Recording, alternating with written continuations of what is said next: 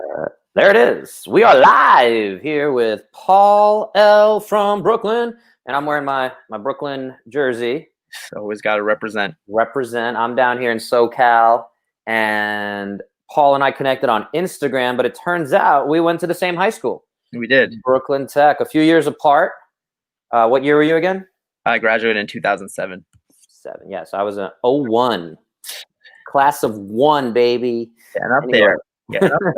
Hey. Your 20-year reunion is coming up. Next year, yeah. I don't know if what's going to happen. As we're recording this, it's about Christmas time, 2020. So who knows what the world will be weeks or months or minutes from now.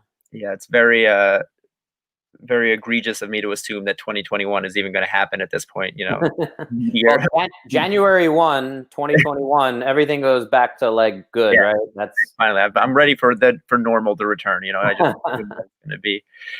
So, Paul, you're a personal trainer in Brooklyn. We connected again. We share a lot of, I think, philosophy on movement patterns and things like that. And talking about this crazy 2021 thing, we're gonna jump into it. What are you seeing as far as clients who have been in lockdown? Are they looking for fitness? Going into this New Year resolution, right? This is every personal trainer and gym's, dream right now of they're coming. It's time to sign them. It's time to get them. So, yeah, how do you go into that New Year? What's your philosophy going into January 1? Yeah, well, I mean, so from a business perspective for gyms, especially here in New York, I don't know, it's very different everywhere, obviously, because gym closings and stuff have been different. So here specifically, we were closed from March until September. All gyms were mandated closed in New York City, at least in the 5 boroughs. It might have been a little bit different upstate for all of those months. So we were closed for like 7 or 8 months straight. We opened again in September. And then we were open for a few weeks, and then there was a spike here in Brooklyn and what they call like these hotspot zones. So then my gym in particular got closed again. Some didn't. So then now it's like different by zones or whatever. But I'm just saying, so some gyms have been open and closed. Some gyms have been closed the whole time.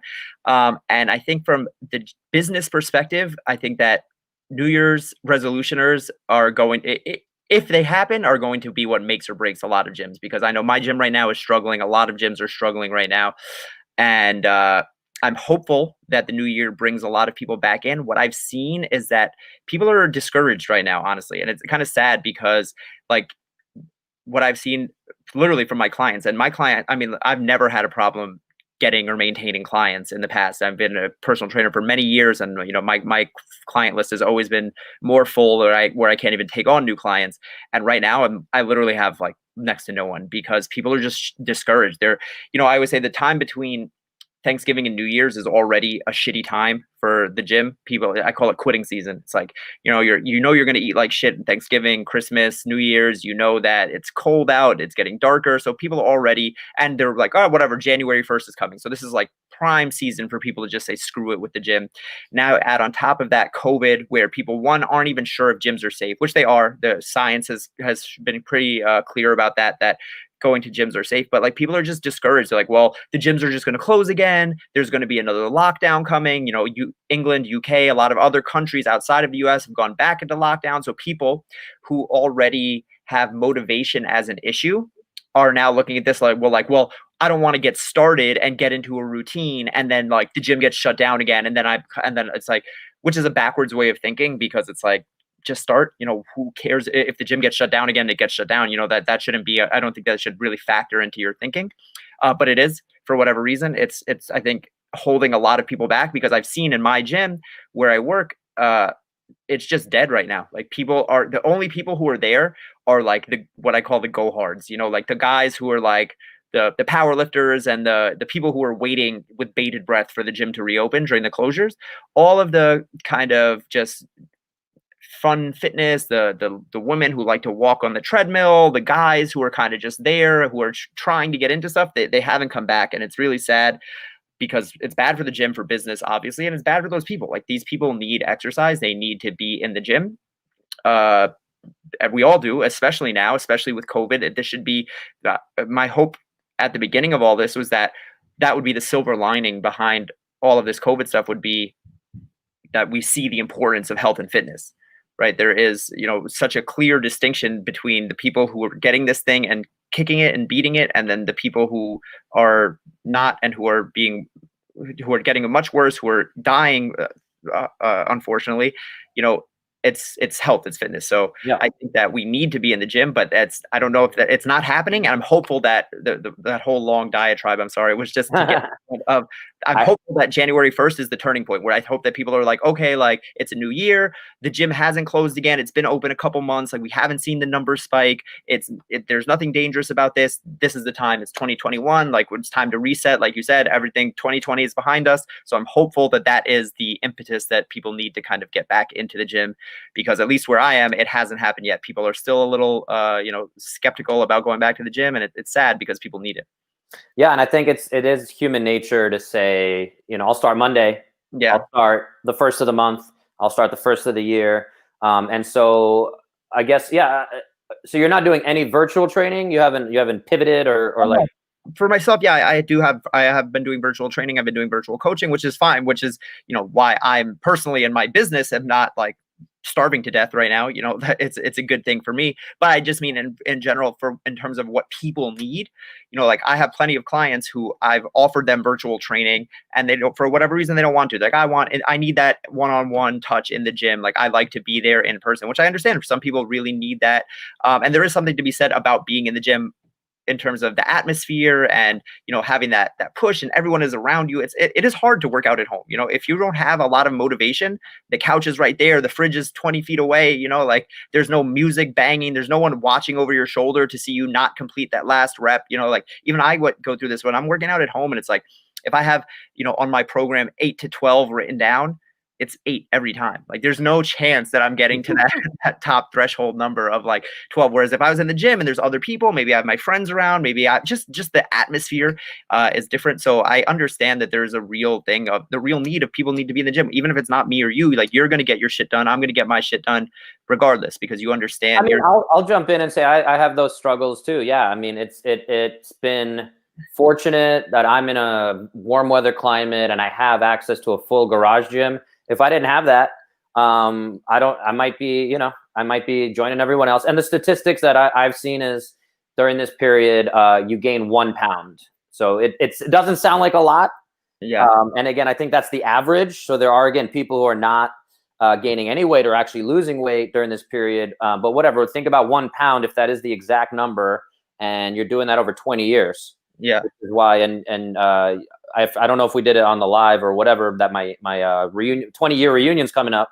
But if for my high school reunion, if you go from, and I actually have gained weight, and we were talking about again, this is my or back when I was doing triathlon and biking. So I was in that 170, 175 range, and now I'm actually closer to 200. But that was from competing in CrossFit, getting stronger, getting my back squat from probably 270 when I started to close to 375, something like that for a 1 rep max we're talking about. But, so I just needed to be able to be bigger. I feel bigger. I might, lose a little bit of weight over the next few months and years. And so bottom line is, for me, I still struggle with getting that motivation by myself. And yeah, if I was in that gym environment, it's just like, yeah, we're going to compete. We're going to go. Paul's doing that. I'm going to beat him on this workout or whatever it is. So I'm with you on that. But I guess the question for me is, how do we keep finding, as fitness professionals, as a medical professional? I don't know if again, you've tried to change how you speak to people, how you've motivated people through this COVID situation. I was actually just listening. You brought up John Russin, him on a podcast with Tony Gentilcore. So some of the big names in our field and things like that, and talking about how they're all pivoting and shifting. And so, yeah, I'm wondering if, again, you've changed any of the approach. And we talked about assessments a little bit before. For me, I'm going to give you this leading question of, for me, the objective numbers and getting the client to care about some of those numbers. You mentioned looking at movement patterns. And again, we totally agree on that. That's part of my big assessment of looking at hinge, squat, lunge, hinge, squat, lunge, push, pull, those basic primal movement patterns. And so being able to put some numbers on that and say, yeah, how much can you deadlift versus how much can you squat? And not everyone is necessarily loading that up or going to true maxes, but I'm just curious, again, I'm going to throw it back to you of where you at with that. Have you changed at all with COVID on looking at some of that stuff? Yeah, 100%. And honestly, I've changed everything about how I look at everything since COVID.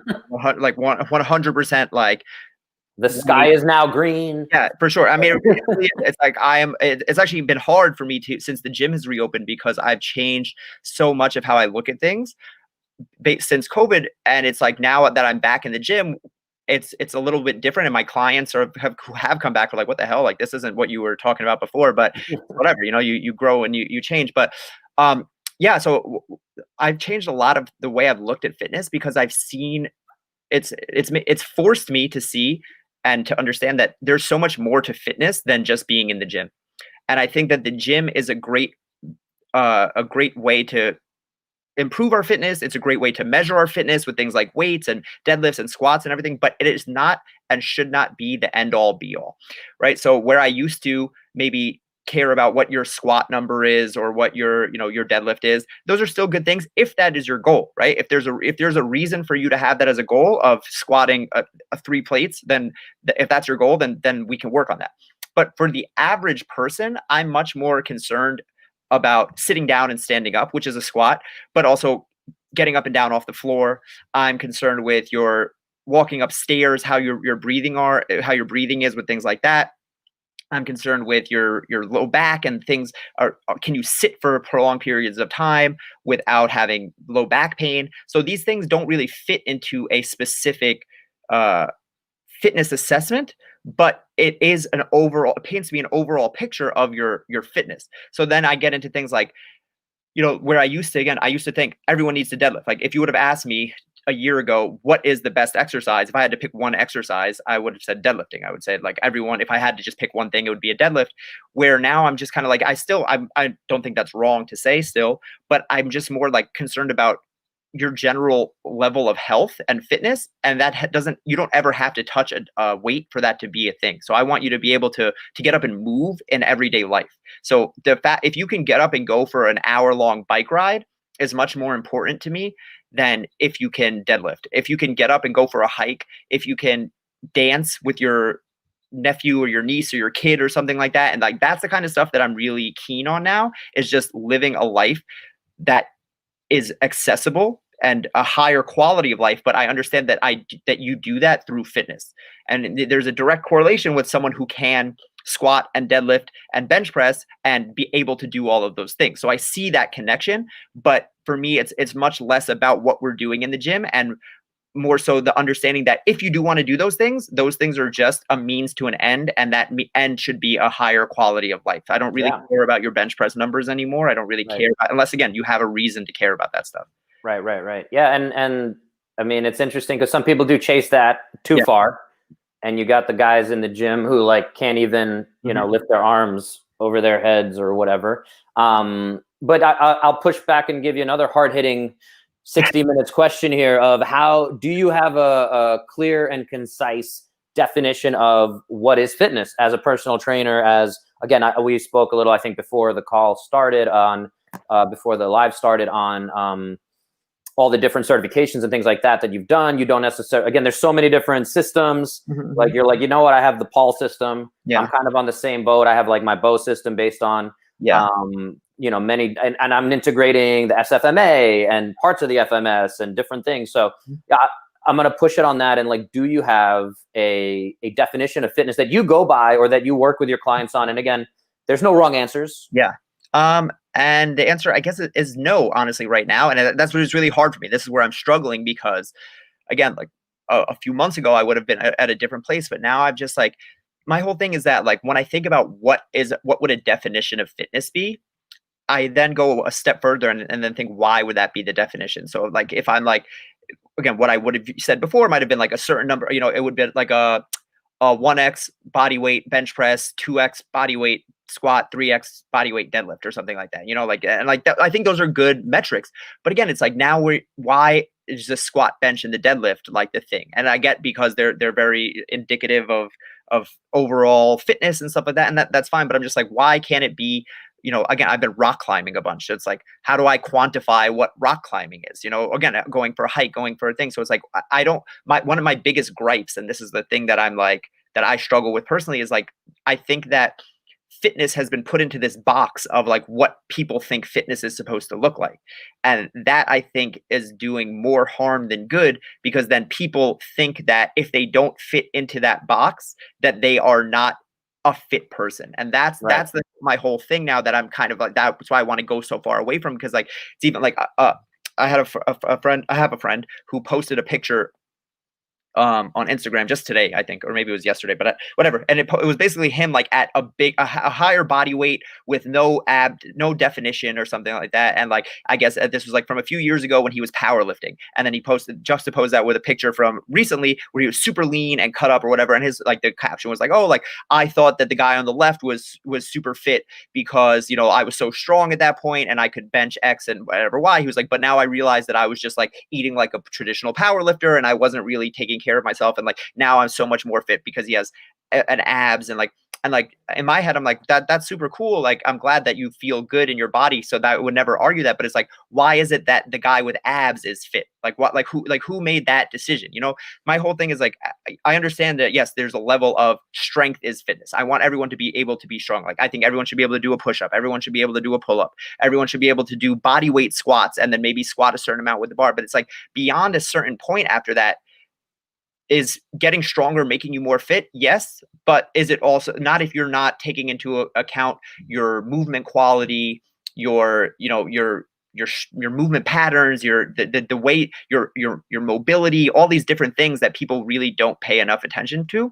So it's like, there's a definition out there that takes all of those things into account. I don't know what it is, you know, again, so like, I'll jump in. And again, like I said, it was a little bit of a leading question. And again, I don't remember if you and I specifically spoke about CrossFit. I know most personal trainers have their qualms with CrossFit. I have many qualms with CrossFit, having been very involved with CrossFit for many years, as a organization, as a philosophy, and all that. But on the face of it, and the reason, and I stand by this definition, and I use it the way I need to, and for my clients and everything like that. So their definition of fitness, and this is when I think in 2010, when I sat down for the first level 1 certification that I took, I was like, oh, this was my moment that I'm sharing with you, as that like maybe you haven't had. For me, it was that, like, boom, it all came together. Of their definition of fitness is how much work can you do, your work capacity, over broad time and modal domains, and that's it. And from there, there's multiple other ways we can talk about fitness, and that's where it comes down to, they have a competition to say who is the fittest man and woman and team or gym on earth. Yeah. And so again, if it's who's fitter, Dr. Bo or Paul, right? It's how do we measure that? And is it going to be bench, power, you know, bench, deadlift, and squat? Or is it going to be, we're going to do 30 tests, and, you know, it's going to be, some of it's going to be 30 seconds long, some of it's going to be 30 minutes long, some of it's going to be 3 days long. You know, and then, yeah, go ahead. I understand that. And I appreciate that. I like the whole CrossFit fittest man, fittest woman, fittest person in the world deal. I appreciate that, because they do so much stuff, and it's handstand walking and this and that and wall balls and blah, blah, blah. I mean, I get it. I'm not in the anti-CrossFit camp that people love to like bash CrossFit. You did just do a little la la la in there. So yeah. I mean, I don't know enough about. I know it from memes. That's basically what I know. What I know about CrossFit. I've never done it, but I get the gist of it. And again, for me, but that's my whole thing. Is like, for me, it's whatever gets people off the couch, right? So it's like, see, that's my my post-COVID drip. Sorry. So yeah, it's like, this is my whole thing. It's like, if there's a competition between me and you to see who's the most fit, and they have 30 different things and all the like, that's a cool thing. But it's like, is there a point to know who's more fit between me and you? That's my whole thing, where it's like, you and I are already so much more fit than the average person. So I'll jump in there and say, I understand your question, and it's not necessarily about the ego between you and I. it is entertaining to some level to see what the human body can accomplish. Yeah. And again, when you see some of these top athletes, you want to talk about PEDs and things like that, steroids, all that, whatever. But the reason for, and this is where I wanted to push back on what you were saying earlier a little bit of, I think it's up to us to come up with a definition and share that with the client so that they buy into it. And again, CrossFit is a cult, you know, as it's become memeified and all that stuff. But it is a cult because people buy into it, just like people buy into Christianity or religion or whatever. But it has its own language and it has its own philosophies. And just like, again, a philosophy like Christianity or religion, like, I don't know if we can call philosophy, religion, whatever, but it has its tenets of, you know, being kind to others or treat others as you wish to be treated. CrossFit, again, fitness, the reason for, to me, having that definition or having that test is to look at and then say, again, what you said to me, and I would argue that if you're a personal trainer and you're working with a client or any fitness professional, whatever, working with a client, you are ultimately taking them through these different tests. And like you said, you're always doing an assessment. You said that a little before we started on the live, but that to me, if we can put numbers to that, the other definition I'll say on that is, or that they kind of talk about, is the 10 general physical skills. So CrossFit specifically narrowed it down to 10 skills, and it's accuracy, agility, balance, coordination, endurance, flexibility, strength, speed, power, stamina. I think I got all 10. Anyone watching or whatever can, but the point is the same thing of the reason that you and I appreciate your kind of pushback on the whole concept, but the reason I would say is to be able to say, where are you deficient? And if you're deficient in, again, like again, we talked about the power lifters, right? They're super strong. Yeah. They can squat a lot. They can bench a lot. They can deadlift a lot, but they might not be able to lift their arm over their head because they're training so much in this horizontal push and not a vertical push. Yeah. So they have limitations in different parts of their mobility.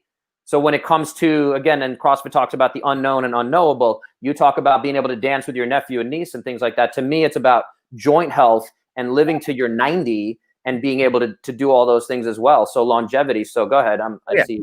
That's why but that's my whole thing. It's like, I don't think that those two are the same thing.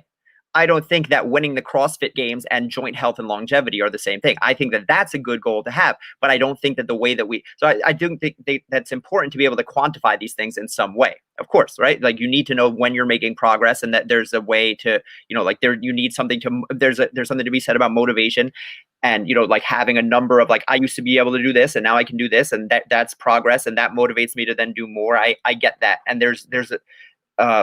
there's a level of that makes it worthwhile. And I also understand that all of this stuff, whether it's CrossFit, whether it's powerlifting, whether it's anything, that I'm not bashing any of these things, because I understand that there's a net positive effect. So like, no matter what you say about CrossFit, again, it's getting people off the couch. Even if you say people are breaking their shoulders because they're doing too much overhead when they don't have the requisite mobility, I might agree with that. But it's like that the net positive is great, that it's gotten so many people into shape. There's so many people who have found fitness specifically because of CrossFit. I don't think that you can discount that. So I'm never going to bash any of these things. But my whole thing is like, what really comes down to, I have so I've been practicing a style of training called flowbility, which I have a coach, and this guy created this whole system, and it's all about spinal mechanics, and like it's a weird thing, and that's a lot of where my new thinking has come from on this. And like, it's very specific in the positions that you need to be in, right? And like where your hips are in relation to your ribs, and your ribs are in relation to your hips, and that allows your rib cage to open, whatever. It's a long, stupid, complicated principle. But I'm like talking with my coach one time, and I'm asking, I'm like, how perfect does the position need to be in relation with the hips and the ribs for your, for thing? And he said, what he said to me was like, which answer do you want? He was like, do you want the rah coach, like cheerleader answer? He was like, or do you want the scientific answer? He's like, because if you want the scientific answer, there's a right and a wrong. But if you want the something is better than nothing answer, and like, then there is a right, and like, yes, I want you to do your best, then there's the coaching answer. And like, I feel like where a lot of times I will always give the coaching answer of like, yes, something is better than nothing. Yes, I'd rather you squat than not squat. Yes, I'd rather you. But if I'm talking about what do most people need for their optimal health and longevity, as you said, to be moving and feeling better into their 90s, then there's something better that could be figured out. I don't know what that thing is for most people. That's my whole thing. It's like, it's a very hard thing to say, you know? Right. So let me jump in there and say, again, that's where not necessarily CrossFit, but this is where I was saying somebody who's not motivated right now. I think my passion is to get other fitness professionals, other medical professionals to say where, like, so we know certain metrics that correlate to longevity. So that's getting up and down off the floor. That's your grip strength. That's your leg strength, which is very in line with getting up and down off the floor. But all these measures, and again, and I'm going to steal another, and I don't mean to come across as like super pro CrossFit. I just really, at the end of the day, because there's the real problem, I think, I'll say this, is with the way it got implemented, with the way it got, as a program, CrossFit got laid out, and almost the business strategies, and it's a lot of interesting utilitarian and all these versions of thinking about how, okay, cool, we went from, you know, just this concept, and now we have 15,000 affiliates around the world, affiliates being these gyms doing this philosophy. Are they all following the exact philosophy, and did they interpret the person talking about it? I don't think so. And that's where it went wrong, and that's where it becomes memeified and things like that. So, but at the end of the day, I think I'll also say real quick about CrossFit, I think it's one of the best things that's probably moved the most people, probably had the most impact since probably Jack LaLanne or you know, Arnold, the book, you know, Arnold's book of Encyclopedia of Training or whatever. But I'll come back to this and say, again, my whole thought is, to anyone watching at home who's on the couch and considering getting up, I think it's very valuable to, like you said, there's no perfect system, but I'm looking at the Cooper test. So 12 minutes, how far can you run or row or whatever it is? How quickly does your heart rate recover? I'm putting together this report card that says, Paul, this is the level of fitness you are at right now. If we give a number to it, you're at a 72 out of 100 or whatever. And since you had COVID just now, you're down to a 52 or whatever. But, and again, to the whole concept of health, wellness, longevity, fitness, the more capacity you've had before you got hit with COVID, the more capacity you had before you were in a car accident or whatever it is, the more you can build that capacity, because aging is going to slowly lower that capacity. That's just what aging is. We want to slow down aging as much as possible. But if we can put some kind of numbers to that, that's where and the quote I was going to say before I went on my little diatribe about CrossFit is that gold medal Olympic athletes and your grandma have the same physical needs. The amount to which they do it, again, your grandma doesn't need to snatch, you know, 300 pounds or whatever, but the needs of the body, and this is from my background as a physical therapist, like every human being, short of somebody who might have an amputation or something like that, and every human being has pretty much the same body, same joints, same tendons, same ligaments. You know, there's, again, minor variations, but at the end of the day, we can sit and look at, again, maybe, again, looking at squat, bench, deadlift is a very limited, assessment. And this is where, again, CrossFit talked about the definition of fitness. Competitor Magazine named a triathlete who, I always forget his name. He had two first names. It was like Mark Tony or Tony Mark or something, whatever. He won Ironman Kona 6 out of 7 of years. And the 1 year he didn't win, he didn't show up for whatever reason, family thing. But they named him the fittest man on earth. And this was before CrossFit had its, you know, CrossFit Games competition. And bottom line is, you look at this guy and you're like, I can do more push-ups or pull-ups than this guy. He can run really long, better than anyone else. He can bike really long, better than anyone else. And he can swim really long, better than anyone else. But how does that all come back to your client or who we're talking about here? Is, to me, it comes back to, yeah, if we have this definition of how's your mobility, how's this, how's that, how's your strength, how's your speed, how do we define speed, how do we define endurance? Go ahead. I see you got something to say. Yeah, I agree. This is the thing. It's like, I agree with all of what you're saying. And this is what I think it just comes down to movement, right? So it's like, that's like you just said, every person has the same needs, and that's movement. Movement is medicine for the human body, right? Like this is like at its most base level, we die when we don't move, and movement makes us more healthy. So the more we move, the healthier we get. The less we move, the more sick we get. It's a very direct correlation, right? So when you stop moving is when you gain weight, you gain fat specifically. It's not really about the weight; it's about the fact that you're gaining adipose fat, which is not helpful to the body really in any way past a certain point. You're losing muscle mass, which is allowing you less movement over time. You're going to get plaque in your arteries, like bad things. Cancer comes, like lung disease. All these things come from not moving. Then when we move more, we lose weight. We lose the plaque in our arteries. We lose all the bad things. We get better heart markers. All the good things happen. So it's just a very specific. Yes. I'm gonna jump in on one thing that, again, I've had a lot of these same conversations, I feel like, over the years. And yes, I'm older than you, so I'm going to pull that card.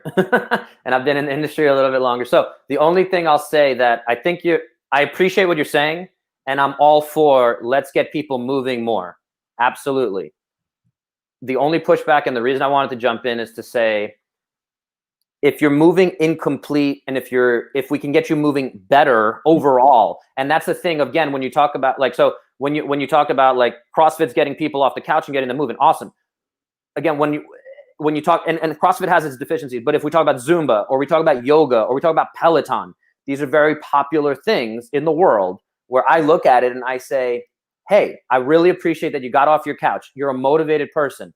Right now, you might even feel better. Same thing with veganism or vegetarianism. Like, you cut out some other thing and now you feel better. Yeah. However, I am educated enough, and this is what I've dedicated my life to say, you as a yogi, you might feel great doing your yoga practice, 5 days a week, but you're missing all these other elements of fitness. Just like if you go to your doctor and you get blood work, you're missing all these other things. You're deficient in this, you're deficient in that, you're deficient in this.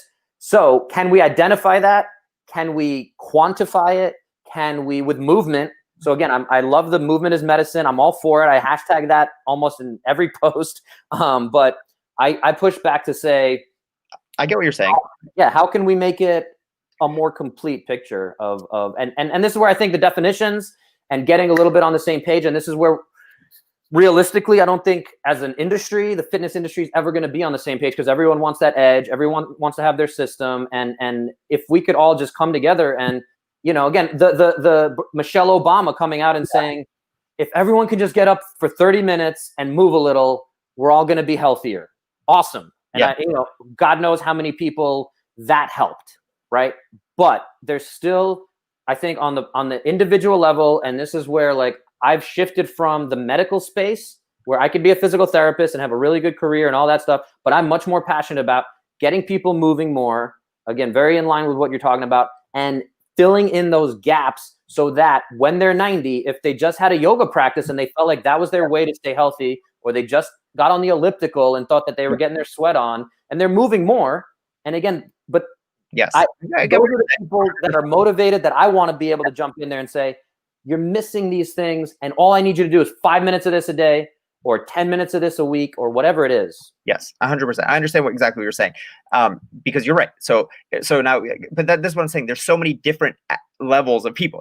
There's the people who are just on the couch and they need to do anything will get them to be better, right? Any type of movement. Those are the people like Michelle Obama, 30 minutes people. Like but I feel like that's the vast majority of people. So when we get to the point of all the people who are already doing something, but they could just be doing better, now we're talking about a smaller subsection of people, which, to me personally, I guess this is just like my own personal thing at this point, where it's just like, I don't think that is where the fight is at this point. Again, yes, there is something to be desired there. So if you're the person who's coming to the gym 5 days a week for an hour, and you're just doing the elliptical for an hour and sweating buckets on the elliptical you're already putting in the 5 hours a week. I see those people all the time in my gym. Like, they come in every day, they do the elliptical at the same level. And it's like, my heart hurts for them, because it's like, you're doing the hard part, which is putting in the time and the effort, and you're getting shit results because you don't want to do the actual thing of strength training. So I get what you're saying. I don't know if it's that they don't want to do it. No, they don't know better. Nobody knows. Right. Yeah, that's exactly it. And that's where I'm saying, like, they just don't know it better. So I get what you're saying with that part. But again, and that's a very valiant effort. That is a fight worth fighting. But for me personally, that's not the fight that I want to fight anymore. Like for me, it's just like once you've gotten that far, it's like YouTube exists. You know, that person who's already done the hard part of building the habit, who has the self drive and motivation enough to go to the gym 5 times a week for an hour, if they could just take an hour out of their week for 3 weeks and look at YouTube videos on exercise thing, they would figure it out. You know, like that's my whole thing. It's like you're already so close to, like, you know, that person. It's more of an education thing at that point. And I don't think that the education should be holding anyone back in the age of the internet. You get what I'm saying? Yeah, but that's my pushback again of there's so much noise. And as soon as you click on there and as soon as you search for whatever abs or better fitness on YouTube, the algorithm is set up and there's so many BS people out there that, you know, and this is what I say when I'm talking to other physical therapists or other people, you know, other people I talk to. I'm fighting Jillian Michaels. Yeah. You know, because Jillian Michaels is out there yelling, and again, she had a whole recent controversy thing where she criticized CrossFit, and that was its own thing. But but I'm not really sure I get what you're saying of like any old Joe can go on YouTube and figure out what it is, because there's so much. Like and maybe I look at too many things. But no, you're right. 100%. There's infinite. I mean, listen, but the thing, both of these things, we can't even agree. You and I can't even agree on things exist at the same time. There is too much information out there, and if you Google how to lose weight, you will see. I say this all the time. Like, listen, if you like, that's why people hire a personal trainer, because if you Google how do I whatever your goal is, how do I do that, you're going to get literally 2 results right next to each other that say the exact opposite thing, right? So I understand how that can be overwhelming for people. But at the same time, if you really wanted to, you could put in a bare minimum amount of research and figure it out. Like that, if we're being honest with ourselves, like you could, but the reality of it again to me is, but like, I don't even know. You tell me what is the research? What is the right answer? Because you're telling me it's easy enough to find. And again, I do feel like I'm being like a hardball interviewer now, but this is stuff I struggle with myself. Like, this is like, I'm very, does it come down to, and again, this is where we like to criticize medical doctors for saying you should exercise more and eat less. That's the advice. And to me, it's awful advice, but at the same time, I understand the plight of a medical doctor who has a person who has pre-diabetes or full diabetes. And again, there's cancer risks and all these other things. And that person needs to lose weight, but the doctor needs to give them something. So it's get off the couch, dude. But I don't think that's horrible advice, because that is the right advice. Now, it might not be helpful, because it's like, what the fuck does that mean? So it's that's what I'm saying. Sorry to cut you off. It's led to so many bad things and overcorrections of eat less turns into I'm going to eat 1,000 calories a day. Oh, there's keto. Oh, there's intermittent fasting. Cool. I'm going to, and you go to starving yourself, and it's an unhealthy thing. So is that really better than doing nothing? Maybe. This is, I mean, listen, I mean, first of all, you have to understand, like, as you just said, there is no answer for this stuff. You said, that's where I'm pushing back, because you literally, and again, I feel like we're doing the CNN, whatever, talking heads thing, but like you said, if they do some research, that they'll find the answer. So what's the answer that they're going to find? So the answer is what I'm saying is they'll find a program that they can use, and a program is probably, like, again, if I'm a guy who's right now just going 5 days a week on the elliptical, right? Like, that's my thing. And I've like lost a bunch of weight, but then now my weight stalled, because that's what's going to happen if you're just doing the same thing. They've been doing it for years. Again, I know people at the gym who literally just come, they put the thing on whatever the number is on the elliptical, they do their time, and then boop, they're out. They drip buckets, and then they're wondering why they're just skinny fat or whatever. If you're that person, what you need is a strength training routine, right? Now, is there a difference in multiple strength training? I mean, like, listen, could you find a Jillian Michaels shit strength training routine where you're doing fucking nothing but circuits, and I don't know what kind of nonsense she's teaching? I'm sure. Well, you get Gwyneth Paltrow, who says never lift anything above 3 pounds, and women believe this. So that's fine. And that's what I'm saying. So that stuff is out there. But that's my pushback. Stuff out there. There's the Athlean X's and the Jeff Nippards and the whatever other people. Again, I don't watch YouTube, but I'm just saying there is good information out there. Now, might you have to educate yourself a little bit and sort through it? Yeah, but that's like, you can't get spoon fed the answers forever. And if you do want to get spoon fed the answers, then you hire someone. You know, like, or you do, like, you have to pay with time or pay with money.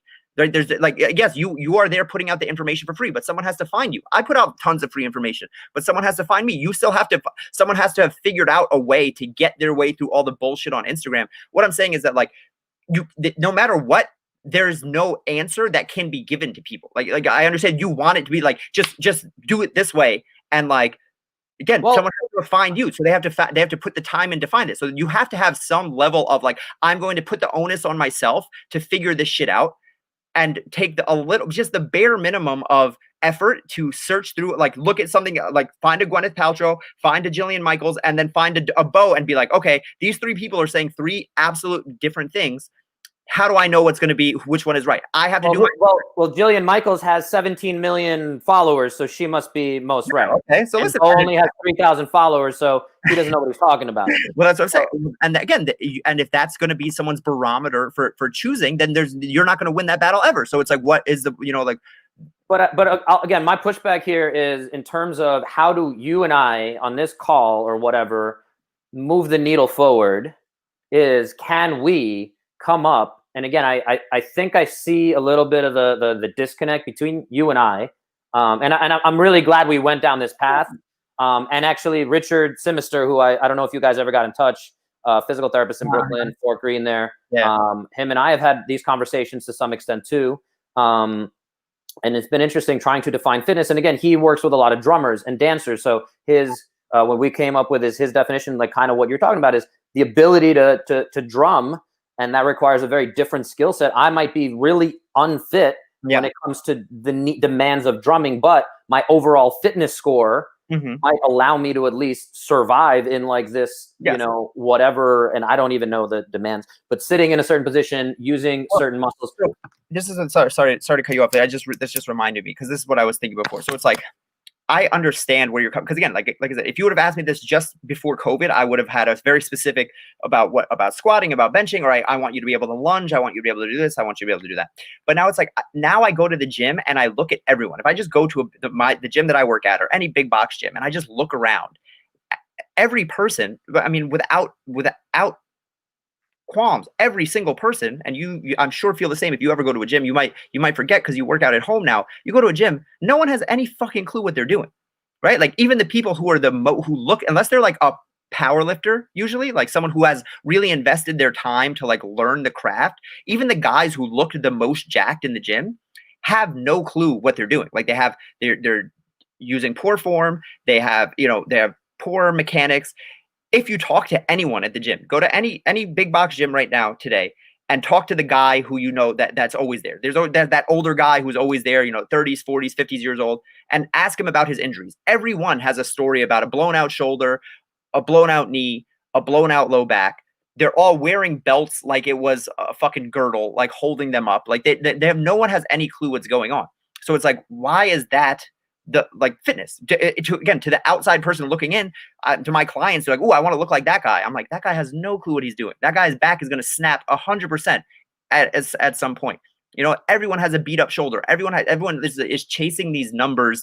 They're chasing these things. And like I said, to a point, I want you to be able to do push-ups, but it's like, is there a need for me to get you to do a 2-plate bench? Like I used to think that was a thing that most guys should be able to do, 2-plate bench. Now I'd rather you be able to do, I don't know, a push-up with weight on your back. Like my thing has just changed for like how it should be more about how we control our body in space. So there's something there. You can figure out a way to make that into like an assessment, but it's just like the thing of the gym specifically, like the weights as implements and the machines and things like that, I just don't think is as necessary as I once thought it was, or that most people think it'd be. The same thing. I have an online client, and I'm going through like my assessment for online clients is different because I can't see them in person. So I told you my assessment for in-person clients would just be like taking them through a workout and watching them how they move. So I'm not going to cue them up a lot. I'm going to tell them to squat. I'm not going to cue them up a lot. I'm going to tell them to hinge. So I just can see how they move. But for online, it's very different. So I have assessment based on like shoulder rotation, hip rotation. I have them do a bunch of videos so I can see how they move in a much more specified way. So when I have a client who's dealing with some shoulder stuff and I ask him what his goals are, and he's like, well, I want to bench 3 plates. Like I want to have a 315 bench. That's what he tells me, 315 bench.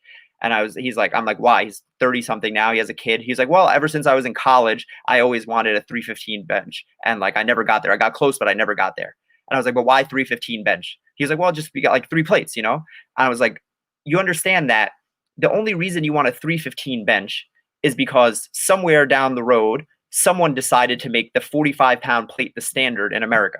Like if they would have made a 37.5-pound plate, you wouldn't have the number 3. You have that number 315 burned into your head for 10 years, literally. You're chasing this number for no reason. Like you've never thought about it. It's just 3 plates. You know, like that's the thing. That's how I feel like people look at fitness is like we just have these arbitrary numbers and these arbitrary goals because that's what society says it's supposed to be. Like it's like I get to be able to, you know, I'm saying like I want to be able to compete with myself and compete with you, but it's like I don't think that the numbers are that important past a certain point. Again, if you can't get up off the fucking ground, then yes, we need numbers to we need a place to gauge. But once you get to a certain point, it's just like just live your life and be fit, you know? Yeah, for sure. But again, like you said, if that's his goal, then I appreciate even challenging him because somebody comes to me and they say, I want to lose 20 pounds. I say, why not 19? Why not 21? Like what? And again, if you want to, and I jokingly say this with a few people, they're like, what's the fastest way to lose 10 pounds? I say, cut off your arm. Yeah. And, you know, I'm like, that's the fastest way, you know, if you just want to lose 10 pounds. And again, when even the language to what you said earlier, people say, I want to lose 10 pounds. I say, no, you don't. You want to lose 10 pounds of fat. Yes, exactly. Of excess fat and adipose tissue that you're storing. Sure. I mean, go ahead. I was going to say, so again, I appreciate what you're saying. And I think we might be diverging a little bit on and I appreciate your disdain for certain gym goers. I would say on that, with the example you said there, a guy like Louis Simmons, do you consider him fit? Do you consider him, you know, again, if you saw what you were describing is a guy like Louis Simmons who, you know, and again, I have nothing wrong with him. But he's on Joe Rogan. He admitted he's been on, you know, growth hormone for pretty much since he was like 40. He's got, you know, he again is very excited about his many surgeries he's had. He even said, you know, literally the day after the surgery, he walked into the gym and it's like, they're like, hey, bro, I bet you can't do 315 right now. And he's like, let me take this sling off. And, you know, the surgeon's like, no, and he survived or whatever. But anyway, all that aside, you don't actually have to go and assess or insult Louis. But coming back to the definition, the reason I think I want to find a way to kind of come up with some version of a definition. So one of the other ways to define it is, would you agree with this? Again, I appreciate the movement quality piece of how well do you hinge? How well do you squat? How well do you lunge? Push, pull, and twist and run. Those are the 7 primal movement patterns that, again, I guess, in the fitness space, somewhat agreed upon. Again, my question, I guess, is, or this theory, can we go off of this? 3 components to fitness. If we're measuring your guy who wants to bench 315, I would say, cool. How well can you move an external object? How well can you control your body in space? And how much horsepower or lung capacity do you have? So cardiovascular fitness. So if we have those 3 and we narrow it down to those 3, and there's different ways you might be able to define how well do you move your body in space. And you know, again, your flowbility guy might be like, well, his hips 3 degrees off on this thing. And again, but the point is, if we break it down to those 3 versus, again, a Jillian Michaels is not breaking it down to those 3, you know, and there's definitely flaws every which way. But how do you feel about those 3? That's fine. That's perfectly fine. You know, how well do you move? How strong do you move? How well, you know, internal environment, external environment, and like how you control the 2 of them or something like that. You can simplify it in a million different ways. I don't think that there's like, my thing is like, well, I don't think you can simplify it in a million different ways. My point is, I think we can only simplify it a few ways, and which of those ways gets us to agree and gets us to actually provide some kind of value to a client. So again, my question is, with your 315-pound guy, what is your pushback to him and saying, hey, that's a stupid goal. Why do you want to bench 315? Like, and again, I appreciate challenging him. Or why do you want to lose 20 pounds? Why not lose 19 or 21? Part of that thing is, once I have that conversation with them and he says, you're right, I don't know why I want to bench 315, but I still want to bench it. And I go, okay, then that's your goal. Then that's what we're going to work on. And that's my job as a personal trainer. My whole thing is people make decisions from a place of ignorance most of the time.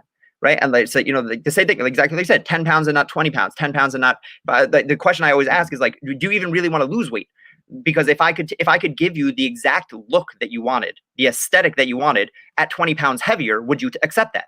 And well, the other version of that is, I don't know if you heard of this, asking like the 5 whys. yeah, So, I want to lose weight, and I think we might have touched on this actually in our thing we did for your podcast. But it's like, well, why do you want to lose that weight? why does that matter? Oh, because I want to look better on the beach. Okay, but why? Why does that matter? Oh, because I want this girl to, you know, find me attractive. Oh, well, why is that? And then it gets down to like, I just need someone to love me. Like I feel alone in this world. And exactly. And that usually is more about a look than it is a number on the scale. So again, so what if I explained it, so that's usually helpful, because, you know, then we talk about things like, you know, is losing weight the thing, or is like, if you might gain muscle and lose fat and the number on the scale doesn't change, and people need to understand that. So I'm just, that's what I'm saying. It's all comes back to the education point of this, and to your point about like the assessment of, you know, what exactly it is. I think that all you have to do is relate the assessment to the goal. And again, someone's goal is their goal. That's not up to me to decide. I might think it's a stupid goal to bench 315. And the only reason I would push back against someone like that is because if I think that that's taking away from what I think is the better goal. So now you get back to to me, the ultimate goal is the longevity going until you're 90 thing.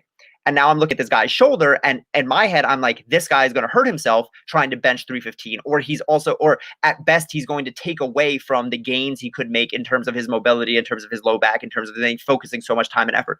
So I want to explain that to him. And now if he still says, that's still my goal, just because he doesn't need a reason for that. He doesn't need to give, that's his thing. But again, it needs to be coming from a place, an educated place, where people are like, yeah, I'm willing to take a loss in column A for a gain in column B.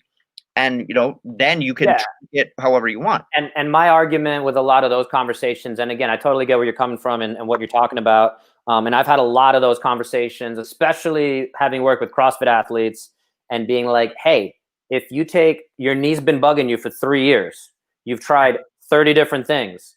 If you take 3 months off of CrossFit and go through a squat program with me, I'm going to get you to squat better than you ever have in your life. And I have so many testimonials to this. And we're fixing your tendon. We're actually fixing how you move. We're incorporating mobility. When you come back in 3 months, you're not going to lose a lot of the fitness that you so much value. In fact, you're going to be stronger. Your squat's going to be better. You're going to come back and squat more than you ever have, because for the next 3 months, we're just going to focus on that thing. And that one lever is going to carry over to kind of what we're talking about the concept of fitness.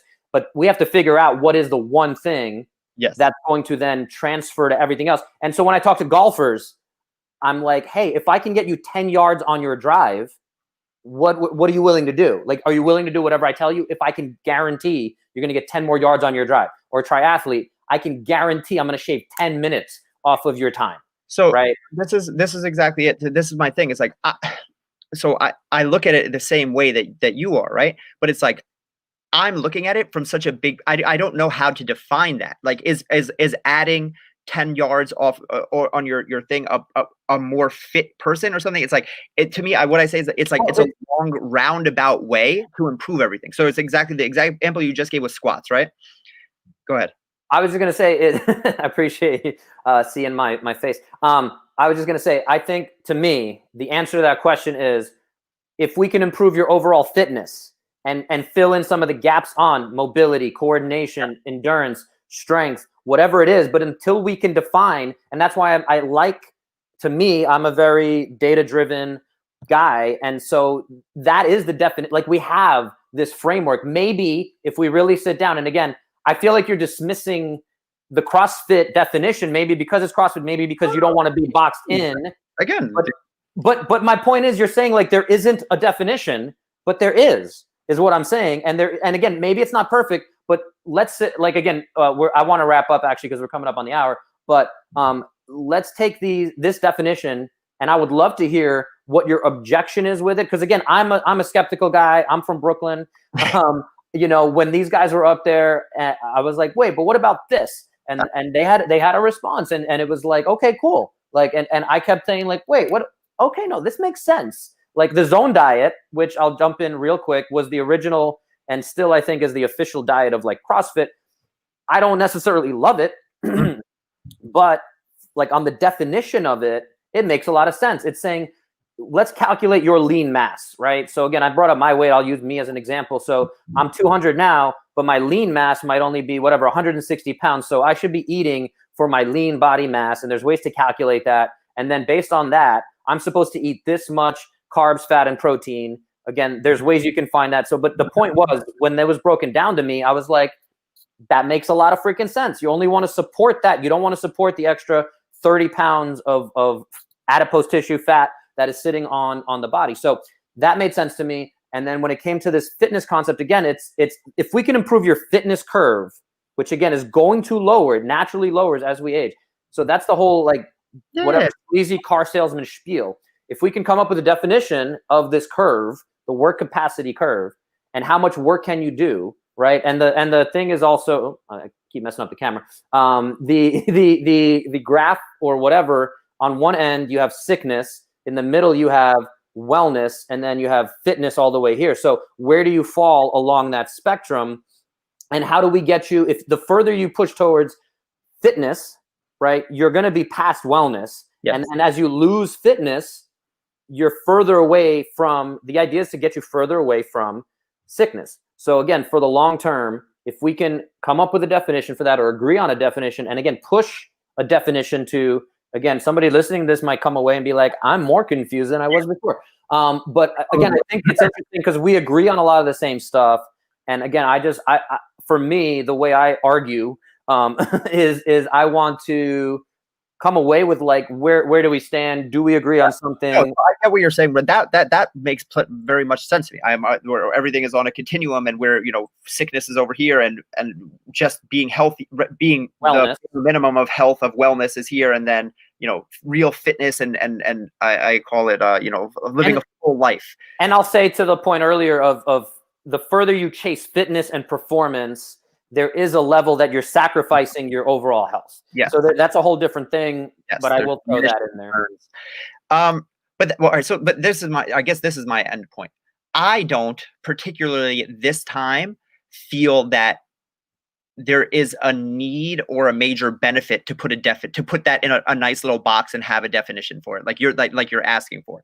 Like, I think that the benefit comes from people understanding that goal of fitness is a huge range that they can land in. And I think that if we try to put it in a certain box, it becomes disheartening for people who do not see fitness in the same way that you do, who do not want to do.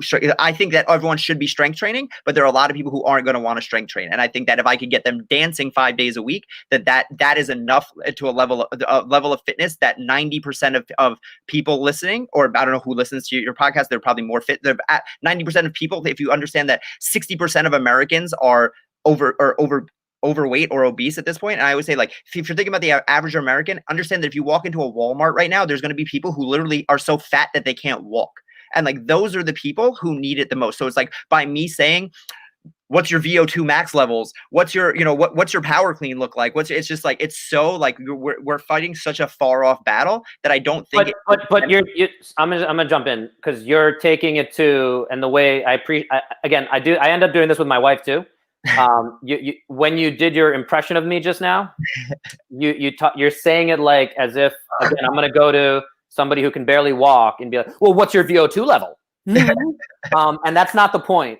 And again, I go back to the quote of the gold medal Olympic athlete and grandma and the guy who was in a scooter in Walmart all have the same like things that we're measuring. And so again, if I go to that 300-pound guy who's in a scooter and I say, hey, your lung capacity based on you breathing into this thing and how strongly you can exhale or inhale, however we're going to measure it, right? We have Rich Froning or whoever the fittest guy on earth is, or Paul after COVID, whatever your number is, compared to that guy. And that guy, is that disheartening for him? Maybe. And again, there's definitely the individual approach. I'm not saying just like a doctor, you go to your doctor and they're like, oh, your blood work's in a normal range, right? It's a simplification of it. And there's a lot of things that are correlates to X, Y, Z. So again, you're kind of like, and if it comes across that way, this is why I want to have these conversations for sure.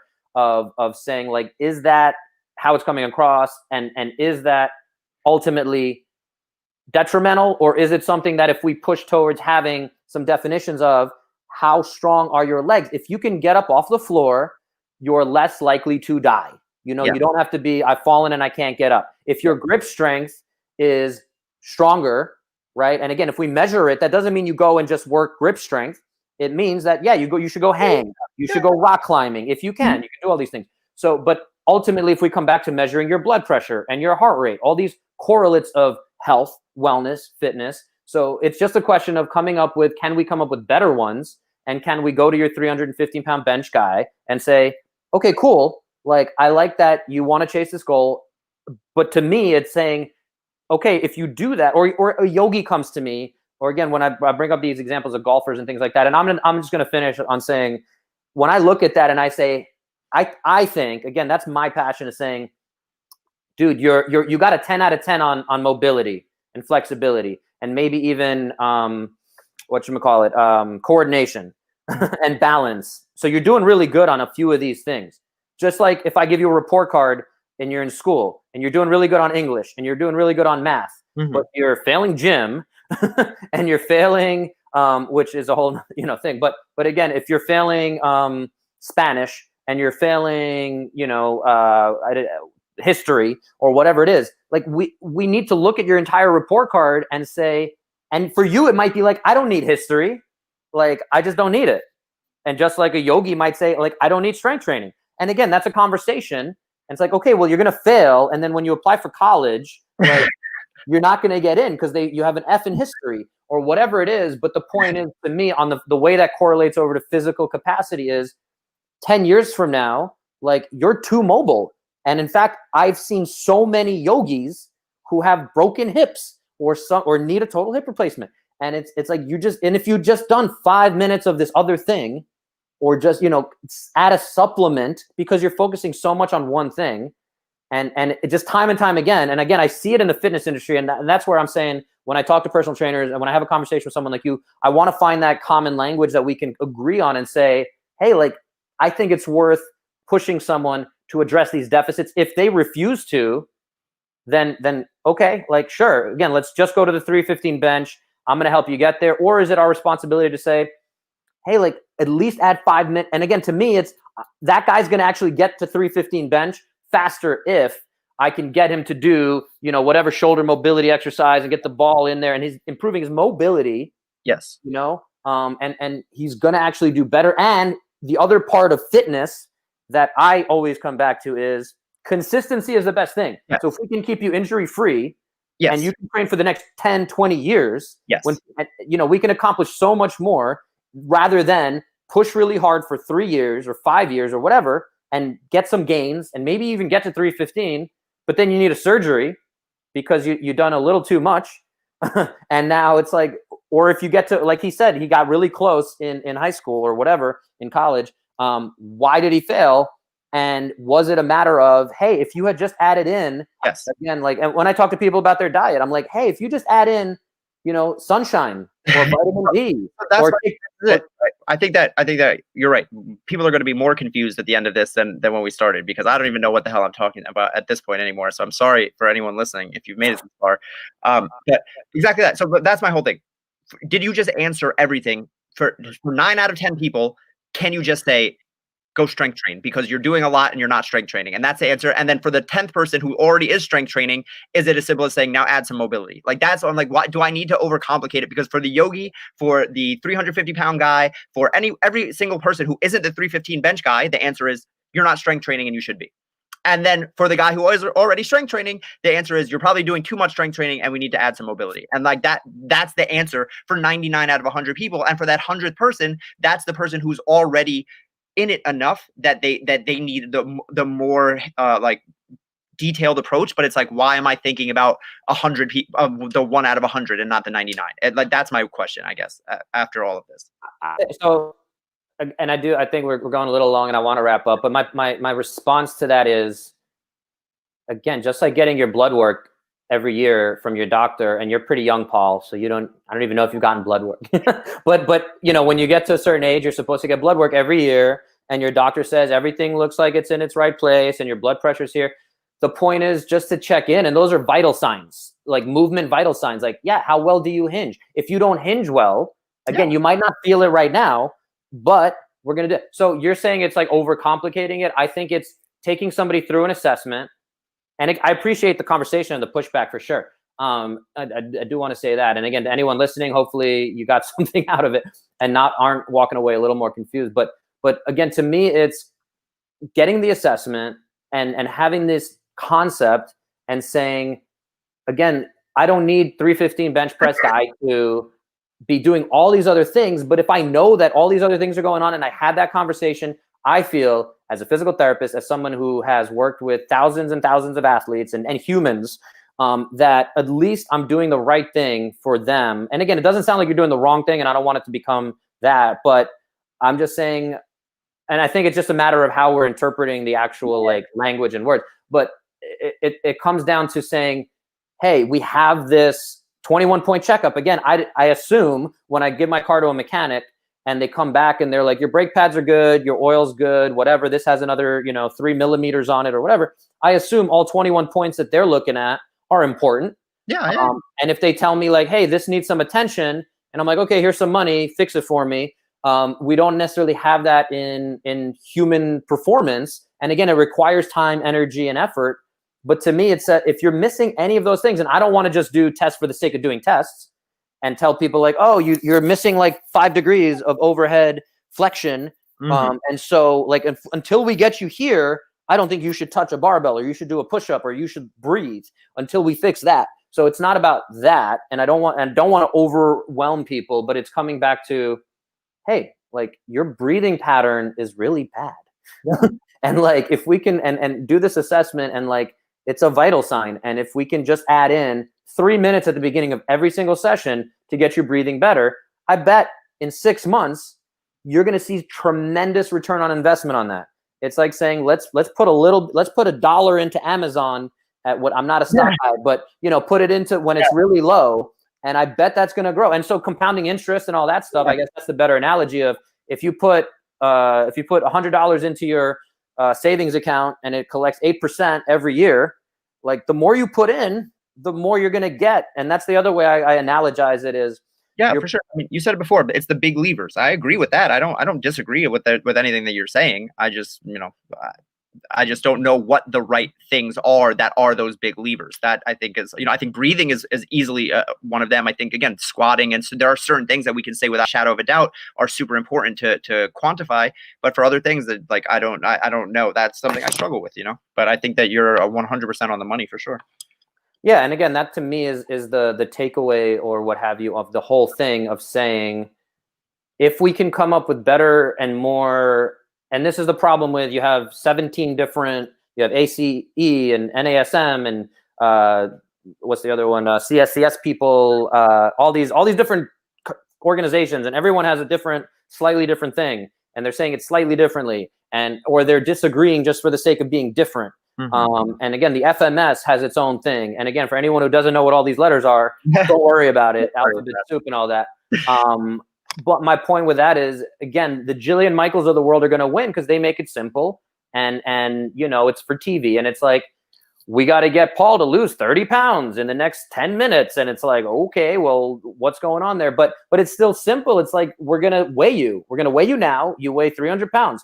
We're going to weigh you in 20 minutes later on the show, and we're going to show all the work you did, and we're going to show me yelling at you and things like that. But like to a human mind, to a lizard brain, I get it. Like, to someone who hasn't gotten a doctorate in the thing and hasn't spent years and years researching it, it makes sense. Like, okay, cool. You're yelling at me. I'm exercising. I'm eating better, whatever, again, that means. And there's no practical takeaway from that. It's not like eat more vegetables. It's like eat less. Like, but anyway, my point is, it's a simple thing versus not having a definition. And again, my like challenge to you is come up with the Paul system, whatever it's going to be, that I think if we can have that and consistency and a little bit of overlap, and again, we don't have to agree that, hey, breathing is the most important thing ever, or squatting is the most important thing ever.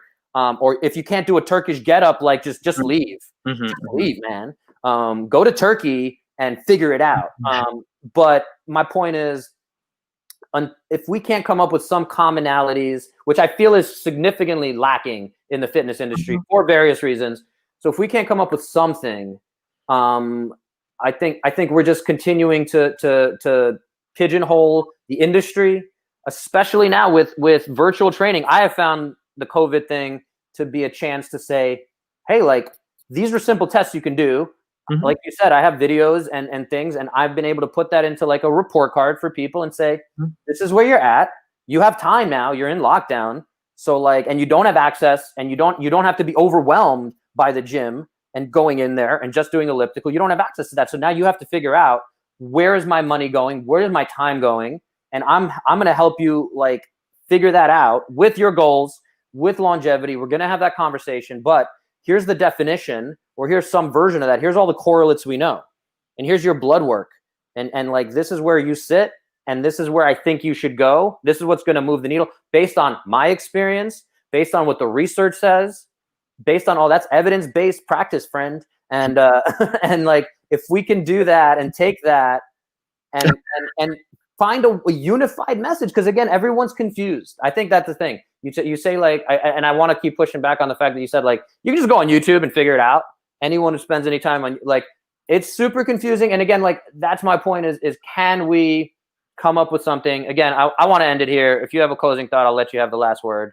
No, I get what you're saying, and you're right. I'll take your homework. I'll try to figure something out, because I think you're right. I understand that. I understand the importance of having something like that. My thing is like, I don't know. I just don't know.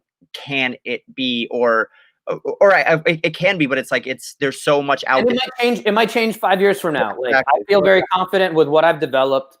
And again, if I take Paul through it right now, I'm going to be able to come up with a score and say, Paul, based on my thing, like, I think this is the thing you should focus on. You know, your hip mobility sucks. And like, I think we should spend the next a month on that.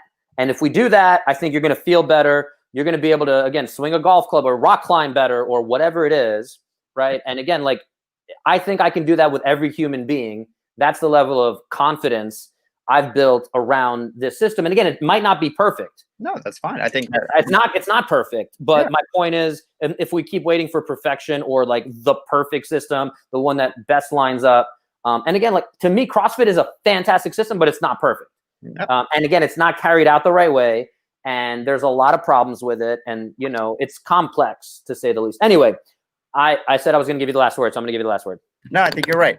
Perfect doesn't exist, and we can't sit around waiting for it. So we use what we have. We use the tools available to us. So I think what you have created is fine. You know, it's doing the job done. You know, I feel significantly offended by the way you said that. It's getting the job done. You know, and again, it doesn't have to be perfect, and nothing ever is going to be. So I think that's exactly what it needs. It's doing what it needs to be doing, which is assessing and making people better, and that's all we can ask for. And again, it's like I said, I was going to give you the last word, but I did want to push back. It's not that system is what's the thing. That system is the tool that allows me as the practitioner to then do whatever else we need to do. So that's the real, like, which drug am I going to give you? Which vitamin, which movement, which prescription? But yeah, the assessment, everyone might have a different assessment. Again, if you go to 10 different doctors, they might even do slightly different blood panels on you and things like that. So, or even if there's all sorts of different COVID tests right now, as it's a novel thing. You know, I've done nasal swabs, I've done throat swabs, I've done other stuff that we can't talk about on. No, I'm kidding. So anyway, I did want to say that there is no, and don't let perfect be the enemy of good is the other thing that comes up for me. But tell them where they can find you on the socials or best places to contact you. Yeah, awesome. Again, if anyone made it this far in this long diatribe and us ranting back and forth at each other, I kudos to you. My wife's calling me. I just want to say hi. Since we're all the way here, I'm going to call you right back, honey. Paul's just finishing his sign off. Okay, no worries. Bye. Bye. Yeah. So you can find me on Instagram at Paul L Fit, PAULL fit. And if you want to check out, I have my own podcast called the Healthy Happy Human Podcast. Dr. Bo is a guest. I have not released that episode yet, but if you subscribe, you will be notified when that episode comes out because it was a good one, even though I don't remember what we talked about, but it was cool. It was a while ago. All right, man. Well, I appreciate the energy and the conversation always. Yeah, and hopefully we can revisit this stuff in a little bit. And you do your homework. I didn't mean to make it like that, but yeah. And shout out Brooklyn Tech Engineers, for sure. All right, man. So enjoy the rest of your day. We'll talk soon. Thank you, bud. And signing off. There we go.